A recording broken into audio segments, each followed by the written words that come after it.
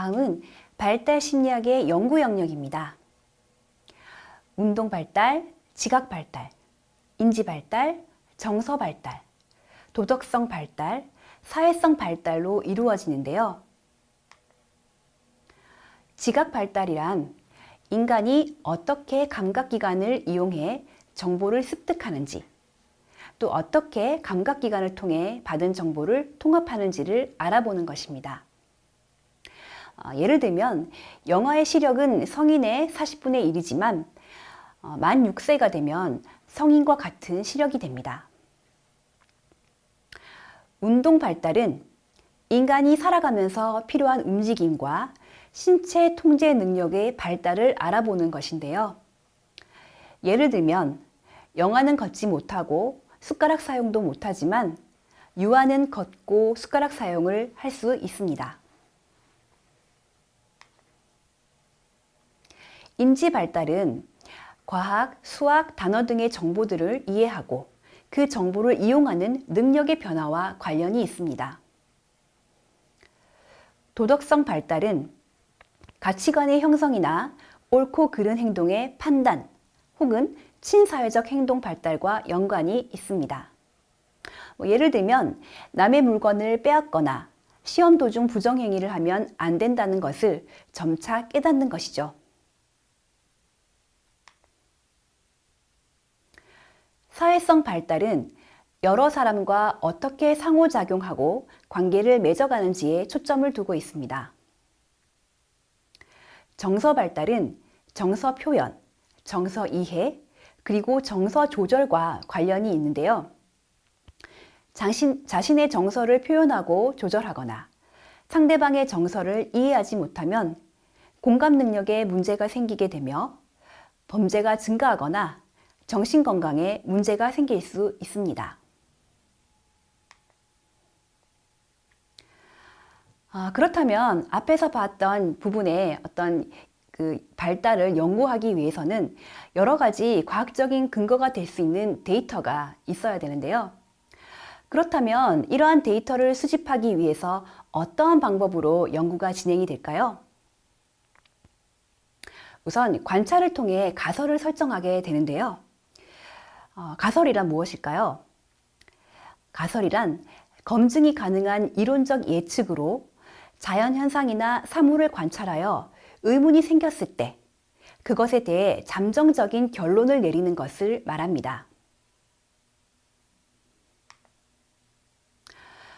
그리고 그 가설을 검증하기 위한 구체적인 연구를 시행하게 되는데요. 우선 연구 디자인을 설계하고 검증 가능한 자료들을 수집하는 절차를 의미합니다. 그 다음 수집된 자료를 분석하여 가설의 옳고 그름을 밝히는 과정을 통해 그 검증 결과를 확인하게 됩니다. 만약 검증 결과가 가설을 뒷받침하면 기존 이론을 유지하게 되지만 그렇지 않다면 새로운 가설을 세워 또다시 검증 과정을 거치게 되는 것이죠. 예를 들어 근로자의 보수가 회사의 성과에 긍정적인 영향을 미친다는 가설을 세웠다면 A그룹과 B그룹에게 똑같은 근무 조건 하에서 A그룹에게는 100만 원을, B그룹에게는 150만 원의 보수를 지급하고 한 달 뒤 근무 만족도, 상품의 품질, 회사의 수익을 비교 분석해 볼 수가 있는데요. 만약 결과가 가설과 일치하지 않으면 새로운 가설을 세워서 다시 검증해야 됩니다.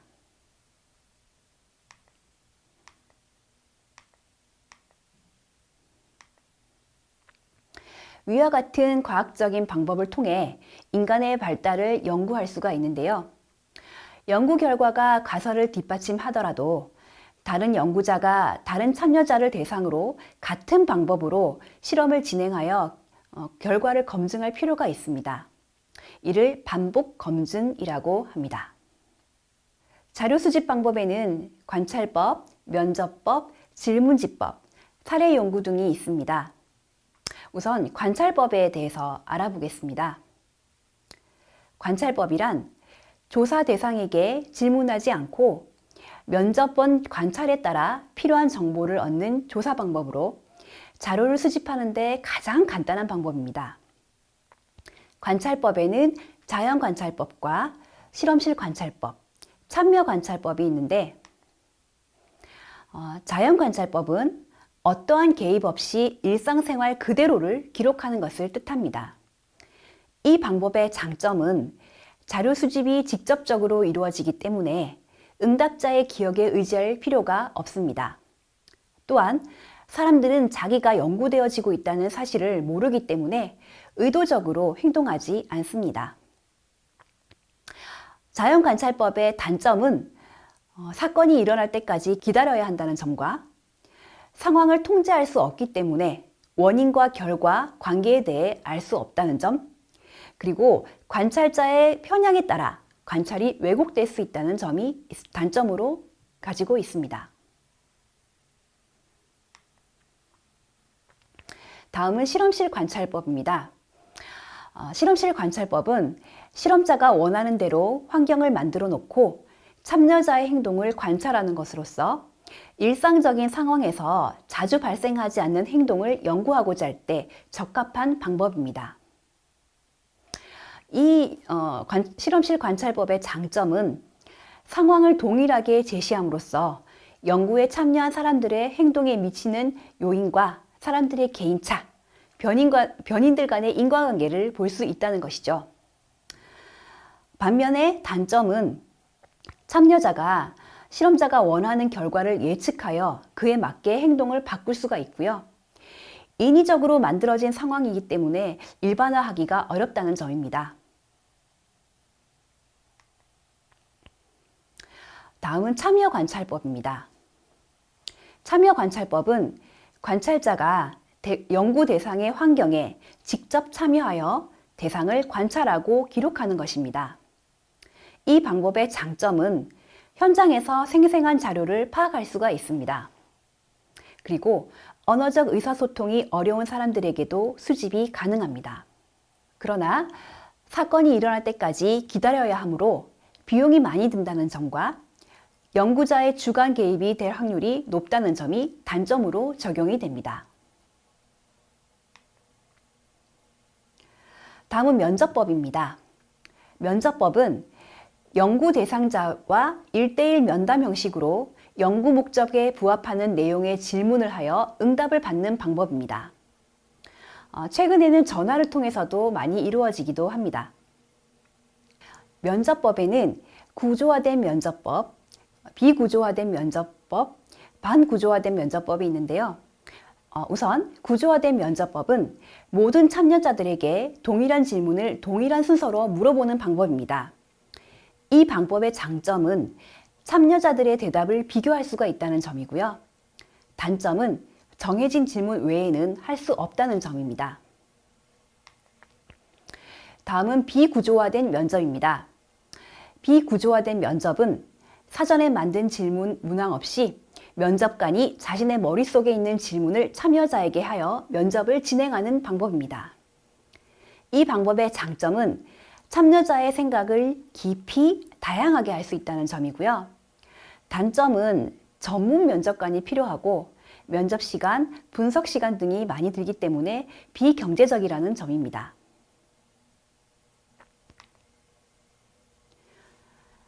반구조화된 면접입니다. 반구조화된 면접은 참여자에게 물어볼 질문지를 준비하되 참여자들의 답변에 따라 다른 질문을 더 추가할 수도 있고 순서를 변경할 수도 있습니다. 이 반구조화 면접에는 폐쇄형 질문과 개방형 질문을 섞어서 쓰는데요. 폐쇄형 질문이랑 yes 혹은 no로 대답할 수 있는 질문으로서 예를 들면 방과 후에 집에 바로 가고 싶니? 혹은 당신의 삶은 즐거운가요? 이렇게 물어보는 것이죠. 개방형 질문은 다양한 대답을 유도할 수 있는 질문으로서 예를 들면 어떠한 일이 당신을 힘들게 하는 것인지 말씀해 주십시오. 아니면 요즘 어떻게 지내신가요? 어떤 것에 관심이 있으신가요? 이런 질문들이 있습니다. 다음은 질문지법입니다. 질문지법은 연구자가 질문지를 통해 자료를 수집하는 방법인데요. 사회조사 연구에서 널리 사용되고 있습니다. 이 방법의 장점은 명확하고 간결하게 질문할 수 있고 그 내용을 전달할 수 있다는 점입니다. 또한 비용이 적게 들고 다수를 대상으로 자료를 수집할 때 유용하게 쓰입니다. 단점은 왜곡된 답변을 얻을 가능성이 높다는 것이죠. 다음은 사례 연구입니다. 사례 연구는 소수를 대상으로 관찰이나 실험 등을 통해 자료를 수집하는 방법입니다. 피아제는 자신의 세 자녀를 관찰하고 분석해서 아동의 발달 양상을 추론해서 이론을 만들었는데요. 이런 경우에 많은 사람에게 일반화시키기는 좀 어렵고 다른 연구 방법으로 한 번 더 확인할 필요가 있습니다.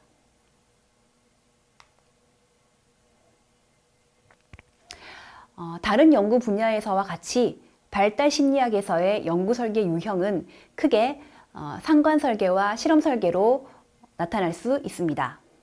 상관 설계는 여러 변인의 상관관계, 즉 두 개 이상의 변인이 서로 어느 정도의 연관성이 있는지 알아보는 것으로서 주로 자연스러운 현상이나 행동을 보는 경우가 많습니다. 예를 들면 대학생의 스마트폰 사용 시간과 학업 성취와의 관계를 알아보고자 할 때 연구자는 스마트폰을 사용하는 시간이 길어질수록 학생의 성적이 올라가는지 혹은 떨어지는지를 확인할 수가 있습니다. 이때 두 변인 간의 관계와 그 정도를 측정하는 상관 정도는 상관계수를 통해 확인할 수 있습니다. 상관계수는 두 변인 간의 관계의 정도를 숫자로 표현한 것인데요. 마이너스 1부터 플러스 1까지 방향성을 가지고 있습니다. 0에 가까울수록 상관 정도가 적고 플러스 1이나 마이너스 1에 가까울수록 상관 정도가 큽니다. 그런데 이제 플러스 1에 가까우면 정적 상관관계에 가깝고 마이너스 1에 가깝게 되면 부적 상관관계가 높다고 보는 것인데요. 이를 좀 더 자세히 살펴보도록 하겠습니다.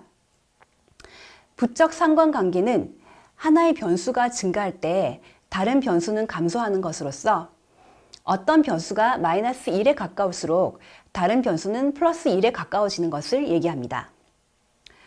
정적 상관관계는 두 변인이 모두 증가하거나 모두 감소하는 것으로서 어떤 변수가 플러스 1에 가까울수록 다른 변수도 플러스 1에 가까워지는 것을 이야기합니다.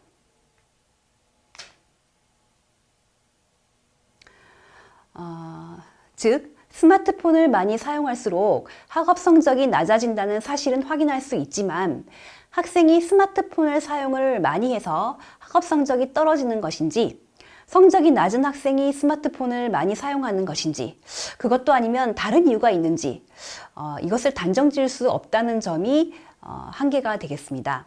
즉, 변인들 사이의 관계성은 알 수 있지만 인과관계는 알 수가 없습니다. 다음은 실험 설계입니다. 실험 설계란 실험의 변수를 조작하거나 임의로 통제하여 변인 간의 관계를 파악하고자 하는 연구입니다. 상관관계에서 알기 어려운 인과관계에 대해서 알아볼 수가 있습니다. 실험 설계는 다양한 변인 중 결과에 영향을 미쳤을 것이라고 예상되는 한 변인을 조작하여 서로 다른 처치를 하고 나머지 변인들은 동일하도록 통제를 합니다. 여기서 독립변인은 다양한 변인 중 결과에 영향을 미쳤을 것이라고 예상하는 한 변인을 뜻하고요.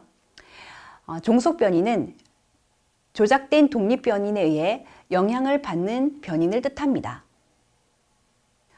예를 들어 온라인 수업이 성적 향상에 도움이 된다라는 가설을 검증하기 위해 A그룹은 온라인 수업을 듣게 하고 B그룹은 학교 수업을 듣게 한 후 성적의 변화를 관찰하여 결론을 얻을 수 있습니다. 이 표에서 보시면 A그룹과 B그룹의 앞에 사전조사를 똑같이 시행을 하고요. 여기서 말하는 처치라고 하는 것은 온라인 수업인데요.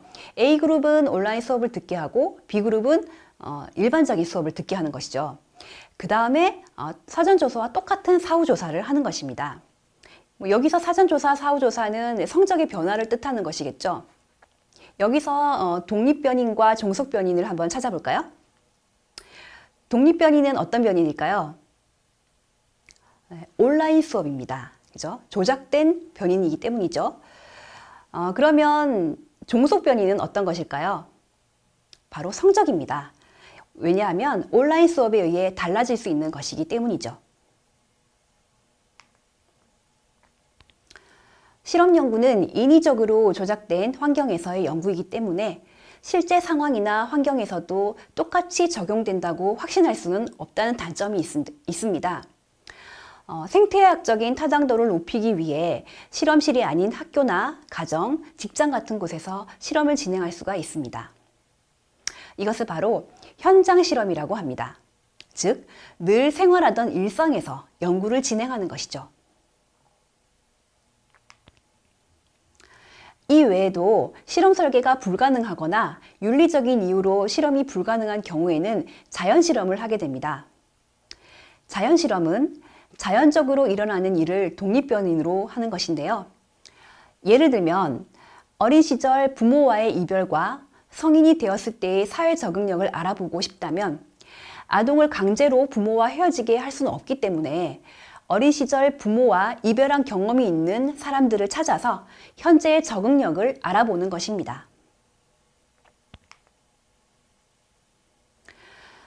발달 연구 설계 방법에는 횡단적 설계와 종단적 설계 및 계열적 설계가 있는데요. 우선 횡단적 설계에 대해서 알아보도록 하겠습니다. 횡단적 설계입니다. 이것은 서로 다른 연령대의 대상을 연구할 때 쓰는 방법으로서 동일한 시점에서 동일한 변수에 대해 한 차례 조사하는 방법입니다. 이 설계의 장점으로는 반복 수행으로 점수가 향상되는 연습 효과를 걱정할 필요가 없습니다. 그리고 각 연령 집단 간의 차이와 유사성을 알 수가 있습니다. 또한 비교적 쉽고 빠르게 조사를 할 수가 있기 때문에 시간, 비용 등에서 매우 경제적입니다. 그림에서 볼 수 있듯이 2015년도에 1세 아이들의 집단과 5세 아이들의 집단, 9세 아이들의 집단을 동시에 한 번 조사하는 것이죠. 다음은 종단적 설계입니다. 종단적 설계는 동일한 집단을 오랜 시간에 걸쳐 주기적으로 측정하는 방법인데요. 예를 들면 300명의 아이들에게 마시멜로우를 주고 선생님이 돌아올 때까지 참으면 하나 더 주겠다라고 했을 때 참은 학생과 먹어버린 학생을 15년 뒤에 추적 조사해서 성적이나 도덕성이나 이런 것들을 조사하는 것이죠. 이 방법은 15년 뒤에 모두 추적하기가 불가능한 선별적 감소가 단점입니다. 또한 측정 시기 효과도 나타나는데요. 이 측정 시기 효과란 측정 시점에서 발생한 역사적 사건이 작용해서 실험 결과에 영향을 미치는 것입니다. 또한 연습 효과도 나타나는데요. 연습 효과란 반복 수행으로 점수가 향상되는 것입니다. 그림에서 볼 수 있듯이 2007년도에 1세였던 아동들을 조사하고 그 그룹이 5세가 되는 2011년도에 조사를 한 번 더 하고 9세가 되는 2015년도에 다시 동일한 내용을 조사하는 것으로써 연령에 따라 어떤 변화를 보이는지 알 수 있습니다. 다음은 계열적 설계입니다.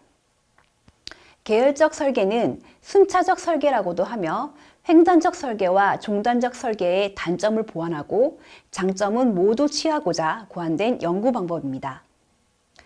계열적 설계는 여러 연령대의 집단을 일정 기간 추적하는 방법으로서 집단 내 발달 변화 양상을 확인하고 연령별 발달 차이를 확인할 수 있는 설계입니다. 그림에서 볼 수 있듯이 2002년도에 출생한 아이가 5세인 2007년도와 2004년도에 출생한 아이가 5세 때인 2011년에 측정한 값이 차이가 없으면 동시대 집단은 아니라 하더라도 발달 변화가 동일하게 나타난 것으로 볼 수 있다는 것입니다. 기원전 3세기 고대 도시 알렉산드리아는 의학 발전의 발상지였습니다. 여러 사람들 앞에서 처음으로 인체를 해부했던 헤로필로스와 해부학교를 세웠던 최초의 생리학자 에라시스 트라토스, 두 명의 그리스 의학자 덕분이었는데요. 해부학의 아버지로 불리는 이들이 발견하고 명명한 인체 구조들은 현대 의학에서 그대로 사용되고 있을 정도입니다. 하지만 신학자인 테르툴리아누스가 이들을 향해 잔인한 살인자라고 비난했을 만큼 엄청난 업적 뒤에는 수없이 많은 인체 해부가 있었다는데요. 오직 사형수들만이 해부의 대상이 됐고 의학 지식을 얻기 위한 필요학이라며 정당화됐던 인체 실험이 이미 고대부터 시작된 겁니다. 생체 실험은 실험의학이 발전한 근대를 거치며 동물 실험과 함께 더욱더 급증합니다. 1932년 미 공중보건국은 엘라베마주 터스키기 지역에 거주하는 400명가량의 흑인 매독 환자들에게 공짜로 치료를 해주겠다며 주기적으로 이들의 피와 뇌 척수액 등을 뽑았는데요. 40년이 지난 후 공중보건국의 목표는 사실 환자들의 치료가 아니라 매독이 인간에게 미치는 영향에 대한 연구였으며 치료제가 이미 개발됐음에도 불구하고 의사들이 일부러 치료를 막아왔다는 사실이 폭로되자 비로소 실험을 중단했습니다. 비슷한 시기 북부 유럽에서는 충치 환자가 급증하고 있었는데요. 스웨덴은 충치 예방법을 찾는다는 이유로 룬드 지역에 위치한 바이포올름 정신병원 환자들에게 다량의 설탕이 포함된 사탕과 초콜릿 등을 지속적으로 제공했습니다. 10년 동안 진행된 실험으로 환자들의 멀쩡한 이가 썩거나 완전히 닳아 없어졌다는 것이 밝혀지면서 비윤리적인 연구로 규정되기도 했죠. 생체 실험 역사의 비극적 전환점은 제2차 세계대전이었습니다. 의학적 연구라는 명분을 내세웠던 이전과는 달리 인체 실험이 전쟁 수행을 위한 도구로 활용됐기 때문인데요. 가장 대표적인 사례는 독일 포로 수용소에서 이뤄졌던 나치의 인체 실험입니다. 그들은 공군 조종사들이 비행기에서 탈출할 경우를 대비해 포로들을 방에 가두고 압력을 낮추는 감압 실험을 하는가 하면 해군이 저온의 바다에서 겪을 위험을 예측하기 위해 얼음물에 넣기도 했는데요. 실험 대상자의 신체에 일부러 상해를 가하고 수술을 하기도 했는데 부상을 당한 육군들의 외과적 수술에 도움을 주기 위해서였다고 합니다.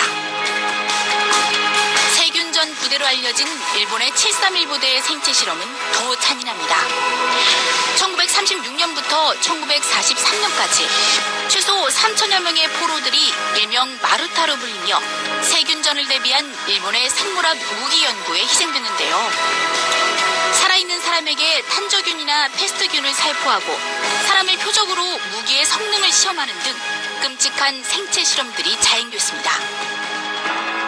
이후 국제사회는 인간을 대상으로 한 연구에서 지켜야 할 수칙 등을 담은 뉘른베르크 강령을 만들며 인체 실험의 윤리성을 부여하기 위한 노력을 이어가고 있는데요. 실험 대상자의 충분한 동의를 얻었고 실험의 목적이 의학의 발전 등 선의를 위한 것이라면 인체 실험은 정말 이루어져도 괜찮은 걸까요?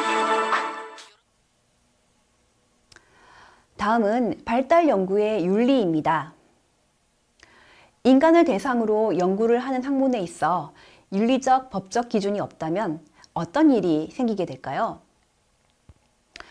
실험을 이유로 특히 힘이 없거나 약한 대상자들의 인권이나 생명에 위해를 가할 수가 있겠습니다. 이에 미국 심리학회는 윤리 문제에 대한 기준을 세워서 심리학자들이 따를 수 있는 지침을 마련하고자 노력하였습니다. 이 윤리 지침을 살펴보자면 연구 참여의 동의입니다.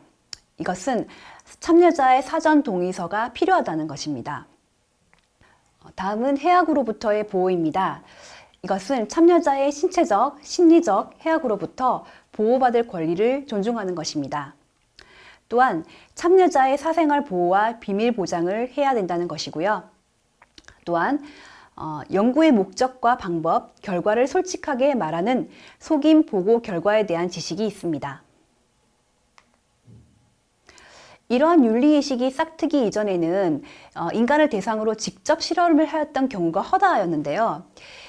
세계 3대 악명 높은 생체 실험에는 무엇이 있을까요? 독일의 아우슈비츠 수용소 생체 실험, 일본의 731 부대의 마루타 생체 실험, 그리고 터스키기 매독 실험입니다. 앞에 독일이나 일본의 생체 실험은 많이 들어보셨을 텐데요. 터스키기 매독 실험은 아마 처음 들어보신 분들도 있을 겁니다. 터스키기 매독 실험에 대해서 잠깐 설명을 드리겠습니다.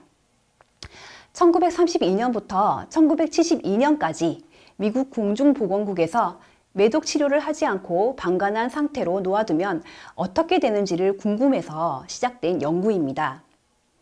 흑인 600명을 대상으로 매독 치료를 해주겠다고 거짓말을 하고 각종 검사를 시행하였으나 치료는 하지 않았고 차츰 병이 퍼지면서 고통받는 모습을 그대로 방치하였습니다. 심지어 실험 연구 중에 매독 치료제가 개발되었는데도 실험 대상자가 보건소에 찾아와 치료제를 달라고 하면 치료제를 주지 말라고 미리 공지를 하여 치료받지 못하도록 했습니다. 그래서 모두 사망하게 되었습니다. 사실 이 당시 흑인의 매독 감염률이 높았던 이유는 성적 문란이 아니라 영양 결핍, 300년 이상 노예 생활을 통한 유전적 축적 등이 원인이었지만 흑인에 대한 편견과 사회적 분위기 때문에 이러한 실험이 가능했다는 것이죠. 지금은 이전보다는 많이 나아졌지만 이러한 불법적인 연구를 막기 위한 지침이나 법적 제재가 없다면 어디에선가 나의 인권이 침범받을 수 있는 일들이 무수히 일어날 수 있기에 윤리적 기준과 지침은 매우 중요한 것입니다. 최근에는 인간을 대상으로 하는 연구를 시행할 때 미리 IRB의 승인을 받아야 되는 것으로 의무화하고 있는데요. IRB란 생명윤리 및 안전에 관한 법률로서 역사법에 따라 인간 또는 인체 유래의 유해물을 대상으로 하는 연구나 배아 또는 유전자 등을 취급하는 기관에서 연구를 위해 사전 승인을 받아야 하는 것을 말합니다.